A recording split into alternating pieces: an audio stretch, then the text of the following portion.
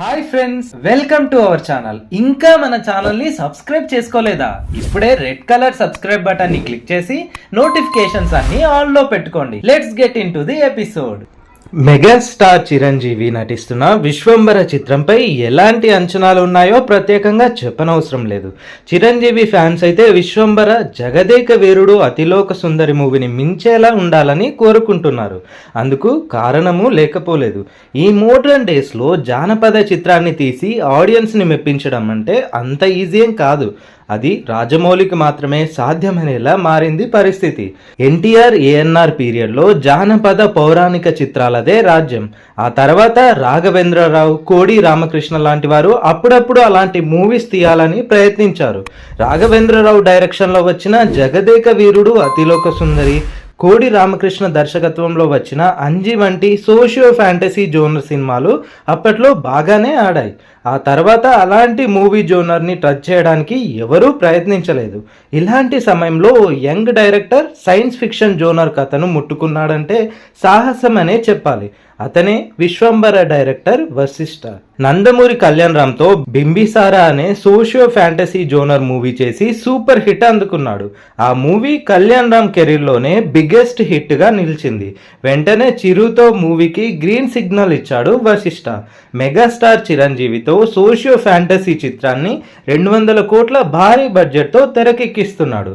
Budget లెక్కలు, director stamina వీటన్నిటిని చూసి సినిమా పక్కాగా చిరు పాత రికార్డులను తిరగరాస్తుందని ఫ్యాన్స్ ఓ రేంజ్లో ఎక్స్పెక్టేషన్స్ పెట్టుకున్నారు. అయితే వశిష్ఠ మాత్రం అందరికీ ఊహించని షాకే ఇచ్చాడు. సాధారణంగా ఏ రంగంలోనైనా ఒక వ్యక్తి సక్సెస్ఫుల్గా రాణిస్తున్నాడంటే తప్పకుండా అతనిపై ఇతరుల ప్రభావం ఉంటుంది. ఆల్రెడీ సక్సెస్ అయిన పర్సన్ నుంచి ఎన్నో విషయాలు నేర్చుకొని అతనిలా ఎదగాలని ప్రయత్నిస్తుంటారు. ఇప్పుడు ఇదంతా ఎందుకంటే ఓ ఇంటర్వ్యూలో విశ్వంబర చిత్రం గురించి డైరెక్టర్ వశిష్ఠ్ ఇంట్రెస్టింగ్ కామెంట్స్ చేశాడు. సోషియో ఫ్యాంటసీ చిత్రం కావడంతో ఈ మూవీ రాఘవేంద్రరావు, కోడి రామకృష్ణ లాంటి దర్శకుల స్టైల్లో ఉంటుందా, వాళ్ళ ప్రభావం మీపై ఎంతుందని వశిష్ఠను కొందరు క్వశ్చన్ చేశారు. దీనికి వశిష్ఠ సమాధానం ఇస్తూ తనపై ఏ దర్శకుడి ప్రభావం లేదని అన్నాడు. నా స్టైల్ నేనే ఫాలో అవుతా, నేను రాసుకున్న కథ ప్రకారం నా రూల్స్ నేనే ఫాలో అవుతా అని అన్నాడు. ఒకవేళ నాపై ఏ దర్శకుడి ప్రభావమైనా ఉంటే అది వివి వినాయక్ మాత్రమే అని వశిష్ఠ షాకింగ్ ఆన్సర్ ఇచ్చాడు.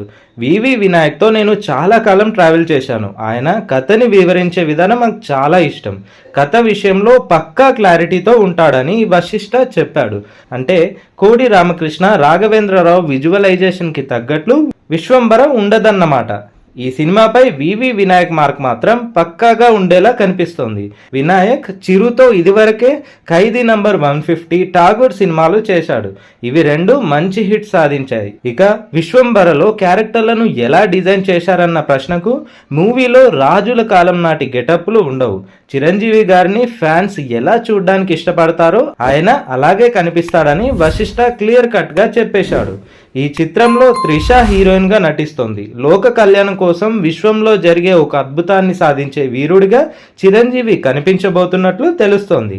సామాన్య వ్యక్తిగా కనిపించే చిరు అంత పెద్ద కార్యాన్ని ఎలా సాధించాడనేదే మూవీ స్టోరీ అని గాసిప్స్ వినిపిస్తున్నాయి.